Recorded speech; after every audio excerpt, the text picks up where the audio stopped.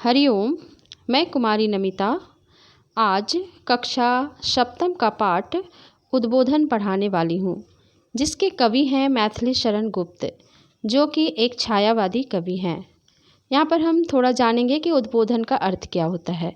उद्बोधन का अर्थ होता है जागना या चेतना। तो सबसे पहले हम लोग प्रस्तावना देखेंगे।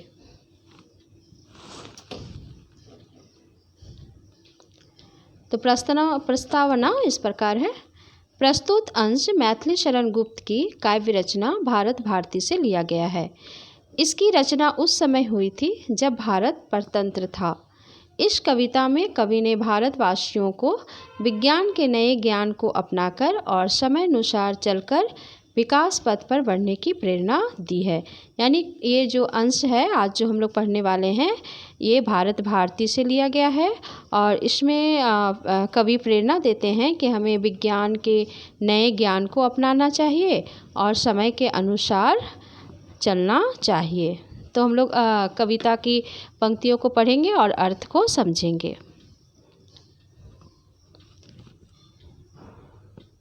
तो पहला जो है काव्यांश है, कविता का जो अंश है वह है। संसार की समर स्थली में धीरता धारण करो, चलते हुए निज इष्ट पथ में संकटों से मत डरो। जीते हुए भी मृतक सम रहकर ना केवल दीन भरो, बरविन बनकर आप अपनी विघ्न बाधाएं हरो। अर्थात यहाँ कवि कहते हैं कि यह संसार युद्ध भूमि के समान है, जहाँ हमें धैर्य धारण करना चाहिए, संघर्षों से लड़ते हुए अपने पथ पर चलते रहना चाहिए, अपने पथ पर आगे बढ़ते रहना चाहिए। हमें वीर बनकर अपने बाधाओं को दूर करते हुए जीवन जीना चाहिए, क्योंकि मनुष्य का जीवन जो है संघर्षों से भरा होता है। तो इन संघर्षों से घबराना नहीं चाहिए, धैर्य धारण करना चाहिए और उन बाधाओं को दूर करते हुए अपने जीवन पथ पर आगे बढ़ते रहना चाहिए। मृतकों के समान रहकर सिर्फ अपना समय व्यर्थ नहीं करना चाहिए। कभी यहाँ कहते हैं कि जो आलसी मनुष्य होते हैं, जो कुछ काम नहीं करते हैं, वो अपने समय को व्यर्थ गंवाते भी हैं और इन व्यक्तियों को मृतक के समान कवि ने यहाँ बताया है। अर्थात हमें धैर्य धारण करते हुए अपने जीवन पथ पर अग्रसर रहना चाहिए। अब हम लोग इसके दूसरी काव्य की पंक्तियाँ देखेंगे। दूसरी कविता की पंक्तियाँ इस प्रकार हैं। बैठे हुए हो व्यर्थ क्यों, आगे बढ़ो ऊंचे चढ़ो। हे भाग्य की क्या भावना, आप पाठ पौरुष का पढ़ो।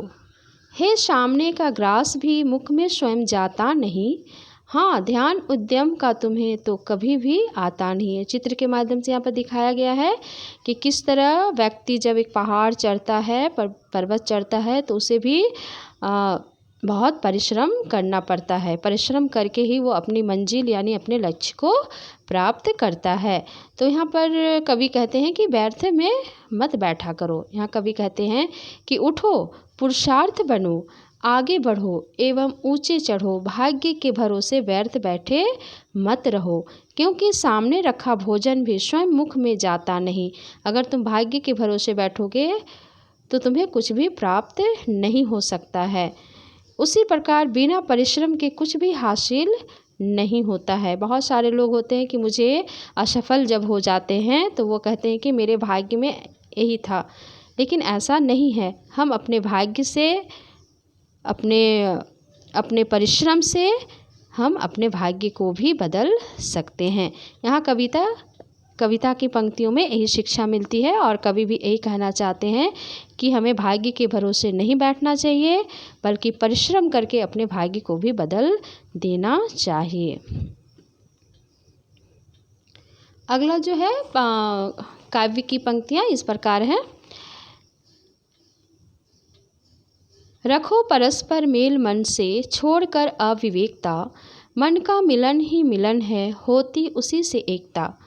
तन मात्र के ही मेल से मन भला मिलता कहीं, हे बाह्य बातों से कभी अंतकरण खिलता नहीं। यहाँ कवि कहते हैं कि मन एकता के बारे में यहाँ पर दर्शाते हैं कि व्यक्ति मनुष्य में एकता होनी चाहिए, क्योंकि ये कविता जो है उस समय लिखी गई थी जब अंग्रेज़ हमारे यहाँ थे, हम अंग्रेज़ों के गुलाम थे, तो उस समय एकता हमारे लिए बहुत आवश्यकता थी। तो ये कवि कहते हैं कि मन को मिला के रखो और मन के मिलने से ही एकता होगी। यहाँ कवि कहते हैं कि कवि इन पंक्तियों में कहते हैं कि मनुष्य को अविवेकता को छोड़कर आपस में मेल जोल रखो। मन के मिलने से ही एकता बढ़ती है, तन मात्र के मिलने से मन नहीं मिलता। ऊपरी दिखावा से हृदय कभी भी खुश नहीं होता। अगर हमारा मन नहीं मिलेगा तो हम खुश भी नहीं होते हैं। अगर हमें कोई व्यक्ति है जिससे हमें मन नहीं मिलता है और हम उससे बातें करते हैं तो हमारा हृदय खुश नहीं होता है। इसलिए यहाँ पर कहते हैं कवि कि हमेशा अपने मन की जो अविवेकता है, मन में जो दुर्गुण है या फिर अविवेकता है या विवेक यानी बुद्धि अविवेकता है, उसको हमें छोड़ देना चाहिए और मन से मन को मिलाकर रखना चाहिए। इससे हमें एकता मिलेगी और एकता जब होगी तो हम बहुत सारे कार्य कर सकते हैं मिलकर। इन पंक्तियों में यही कहा गया है।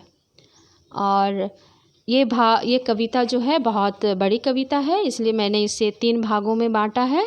तो आज का जो पहला भाग है ये यहीं समाप्त होता है और फिर हम लोग इसी कविता को हम लोग अगला दूसरा भाग भी पढ़ेंगे। अतः इस कविता में, पूरी कविता में कवि कहते हैं कि मनुष्य को कहते हैं कि भाग्य के भरोसे मत बैठो, धैर्य धारण करो और अपने जीवन पथ पर, अपने विकास पथ पर अग्रसर रहो। मुझे आशा है कि आपको यह वीडियो पसंद आएगा और प्रश्न उत्तर भी हम अगले जो वीडियो है उसमें हम लोग करेंगे। तो इसी के साथ में इस पाठ को मैं यही समाप्त करती हूँ। धन्यवाद।